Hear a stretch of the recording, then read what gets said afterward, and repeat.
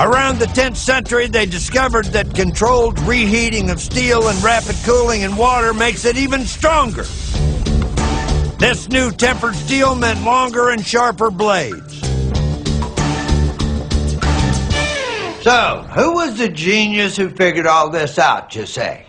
No one really knows. Tempering techniques sort of just popped up over the centuries.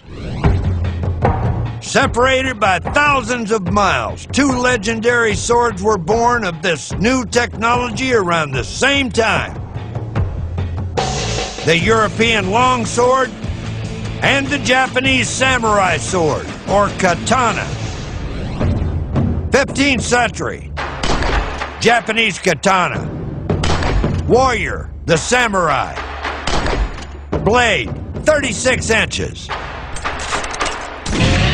The Japanese katana is a two-handed weapon with a single-edged blade and a stabbing point. Its signature curved blade allowed the samurai to draw the katana and cut in a single move. Yeah. And martial arts expert Bob Goodwin is here to tell me how the samurai used this blade in combat. What we have is a cutting weapon. One cut, one kill. Because it's not about standing there bashing swords together. It's about developing the footwork to where you can come around to an angle and avoid something coming in while cutting at the same time. Back in the day, they used to test the blade on the corpses of convicts. But I figured that wouldn't go down too well today.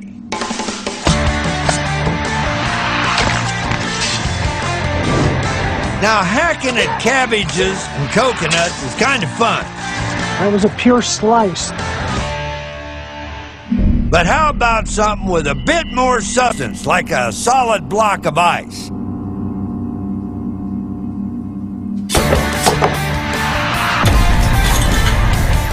My, just like splitting logs with an axe.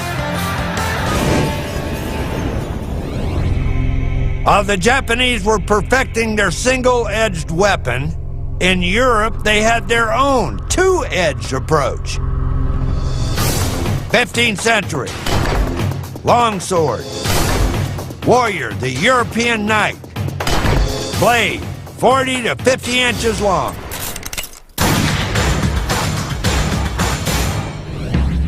Longswords have cruciform hilts, providing room for two hands.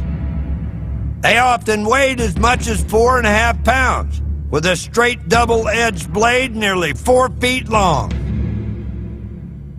The really fine weapons of that era were balanced to where you could use it one-handed, because again, you may have a shield in the other hand or another weapon. Every part of the longsword was used for combat.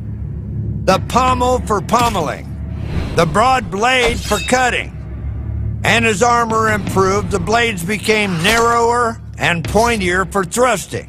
Or you can use it both hands if you really want to cleave through something. If you really want to take a swing and really whack them, yeah. Yeah. And it's nice and long. I like that. You don't have to get too close. Long swords were especially good for thrusting at an armored knight's vulnerable points. But these double edges created plenty of slashing mayhem as well.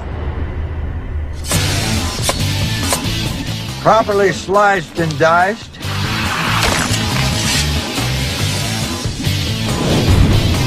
Okay, we know what we're going to have for lunch. There's some juice left in there. All we need is some ice. Okay, the katana sliced through the ice pretty nice. Now the longsword.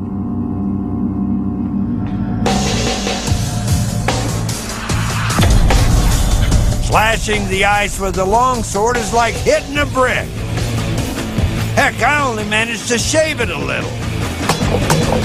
Totally different animal, that one.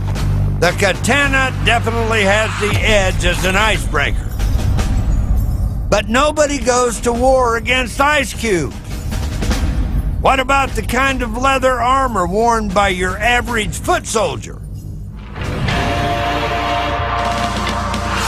We saw how leather armor stood up to Roman gladius and iron sword.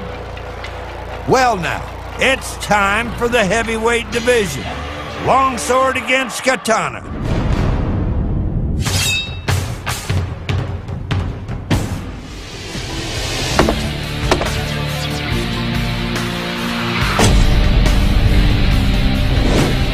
We broke some serious ribs in there, buddy.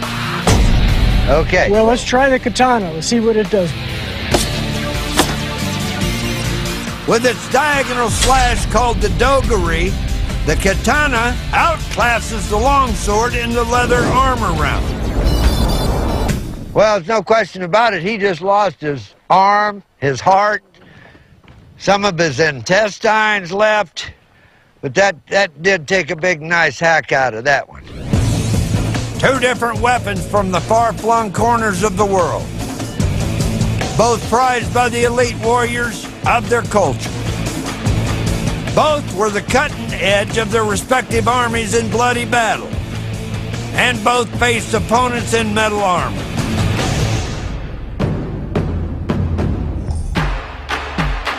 So, which is the better can opener?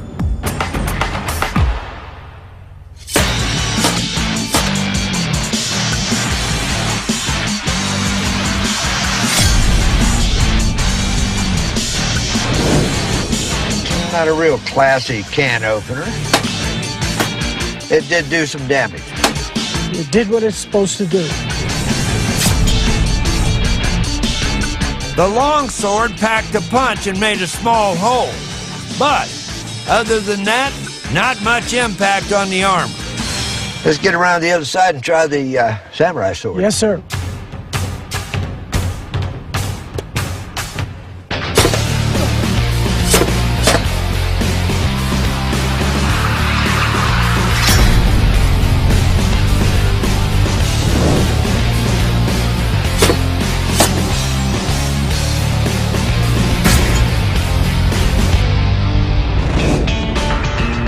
We got a lot more penetration. Yes, sir, we did.